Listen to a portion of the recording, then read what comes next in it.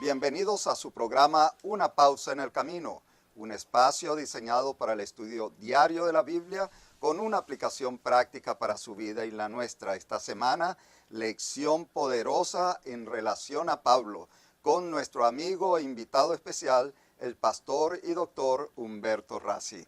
Pero antes vamos a hacerlo con una oración.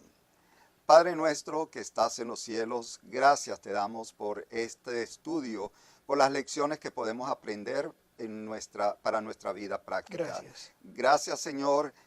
Bendice este momento, bendice cada uno de los televidentes que ven y escuchan este programa, porque en el nombre de Jesús te lo pedimos. Amén. Amén.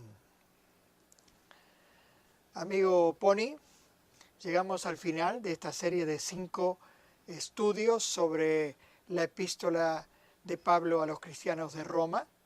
Hemos reflexionado sobre la pasión misionera de Pablo, los temas principales que aborda en esta epístola a los romanos. Hemos entendido algunas de las expresiones, cómo llega a Roma, y ahora vamos a hacer el cierre y reconectarlo con algo que estudiamos al principio, ¿verdad?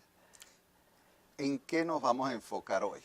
Pues vamos a ampliar el tema que tocamos el primer día, conectando a la epístola a los romanos con el pensamiento de Martín Lutero. Como sabemos, Lutero era un monje agustino, profesor de teología en la Universidad de Wittenberg. Vivió entre 1483 y 1546.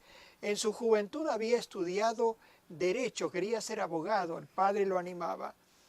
Pero un día, cuando regresaba de la visita que había hecho sus padres, lo tomó una tormenta seria de lluvia y rayos, y un rayo cayó cerca, asustó al caballo en que venía, lo arrojó a la tierra, y allí oró a Dios que le salvara la vida. Y le dijo: Señor, si tú me salvas la vida, yo voy a servirte plenamente. Una de las cosas cuando uno estudia la vida de Lutero, me llama la atención, entiendo de que él fue un sacerdote, fue teólogo, él fue fiel a la orden de los agustinos. Usted ahora me está enseñando de que era también un abogado, por lo menos en formación. Pero ¿qué lo impulsó? Y yo creo que ese es el punto que el televidente quiere entender un poco más. ¿Qué impulsó a Lutero a criticar y al redactar esas 95 tesis? Lutero tenía una lucha interior. Él venía enseñando teología, enseñando a la epístola de los romanos y la de los Gálatas de Pablo, y sentía que en estos pasajes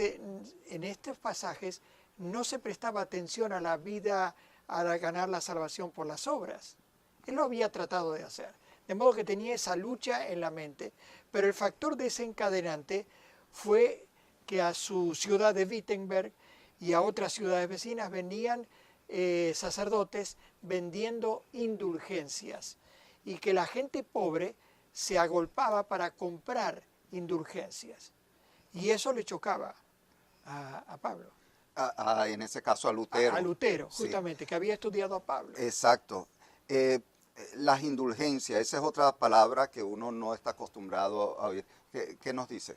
Eran unos certificados que se podían comprar por cierta cantidad de dinero y que permitía que uno obtuviera con esa compra el perdón de los pecados y quedar libre de toda culpa y castigo. Y ese certificado también se podía aplicar a los que estaban muertos para sacarlos del purgatorio o el infierno. Y claro, eso se prestaba muchísimo abuso. Hay una cita aquí en la predicación de John Tetzel, que era el que venía vendiéndolas, era un dominico, y aquí tenemos en la pantalla el argumento que él usaba ¿No oís las voces de vuestros padres y familiares difuntos clamando, tened compasión de nosotros, porque estamos sufriendo grandes castigos y dolores? Vosotros podéis librarnos de estos sufrimientos.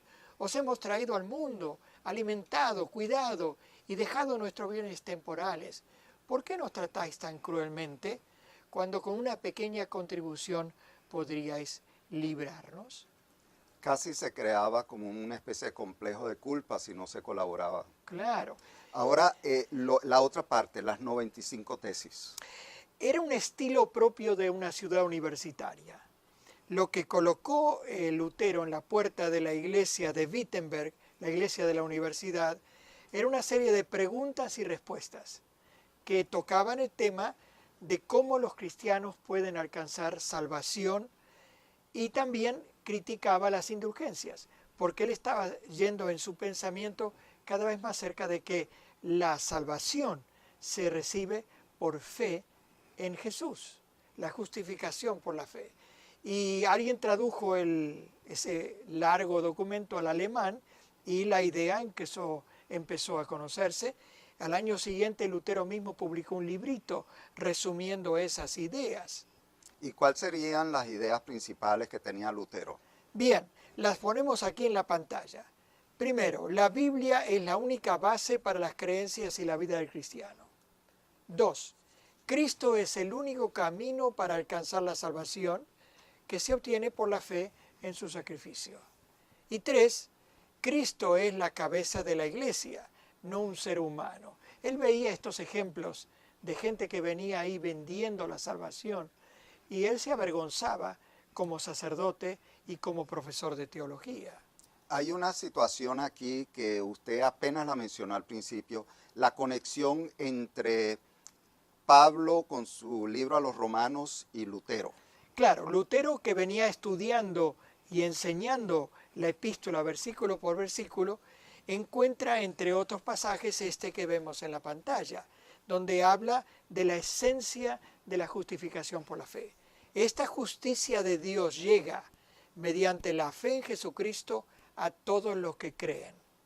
De hecho, no hay distinción, pues todos han pecado y están privados de la gloria de Dios, pero por su gracia son justificados gratuitamente mediante la redención que Cristo Jesús efectuó. Este es el pasaje clave.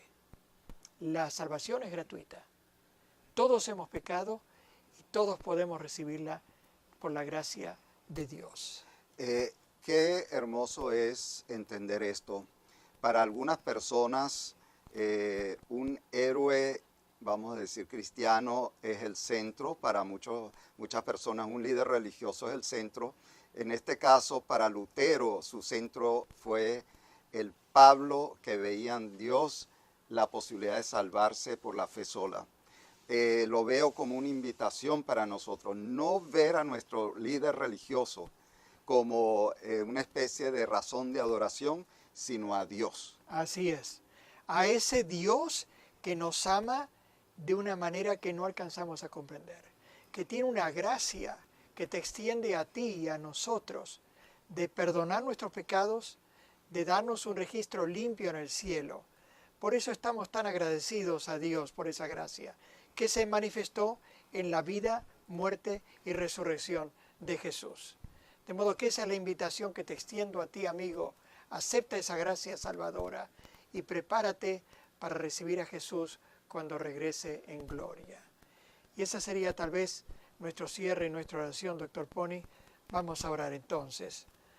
Dios y Padre nuestro, gracias por Pablo, gracias por su epístola a los romanos, pero sobre todo gracias a Jesús, nuestra esperanza, que murió en nuestro lugar para justificarnos, para darnos el perdón y para que podamos vivir una vida esperanzada en su regreso y ser ciudadanos en la tierra nueva. Que esa también sea la certeza de nuestros televidentes. Lo pedimos y agradecemos por Jesús. Amén.